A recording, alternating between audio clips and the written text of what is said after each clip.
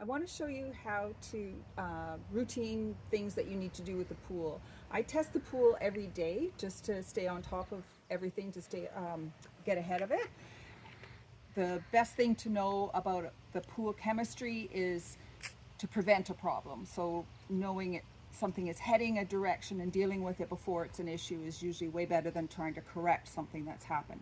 So the pool strips, these things in the blue container, are kept over by the hot tub in the pottery bowl, and there's extra new ones if you run out in the pool house to the right on the shelf.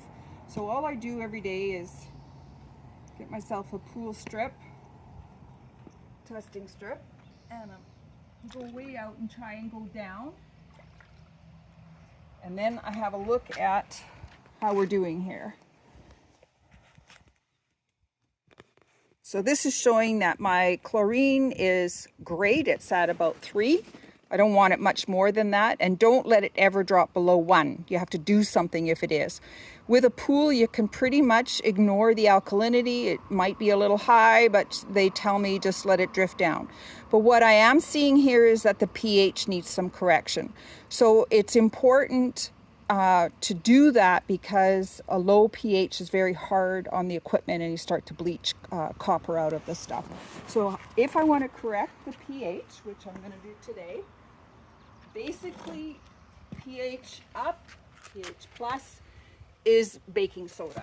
So you can handle that with your hands. It's not a problem. You don't need to pre-dissolve it. You don't need to worry about where it falls or what it'll do.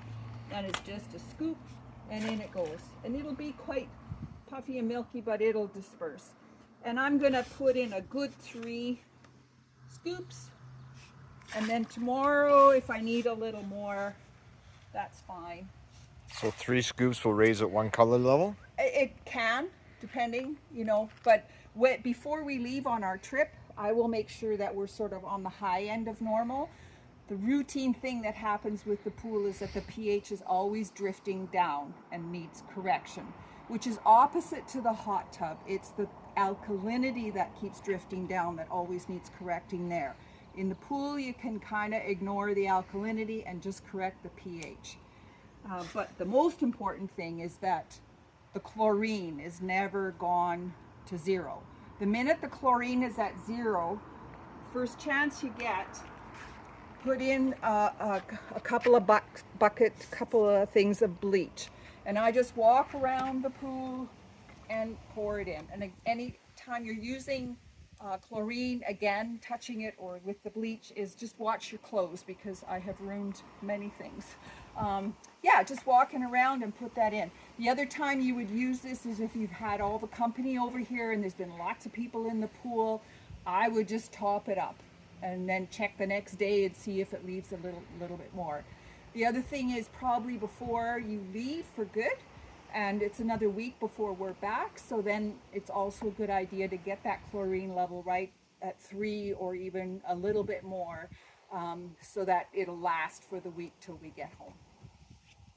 The other thing that can happen quite routinely is on this end, the deep end of the pool, is we get a collection of algae just growing down in the pool. And the reason it gets stuck here is because the robot can't really do these corners. So it just means getting the brush and kind of dispersing it.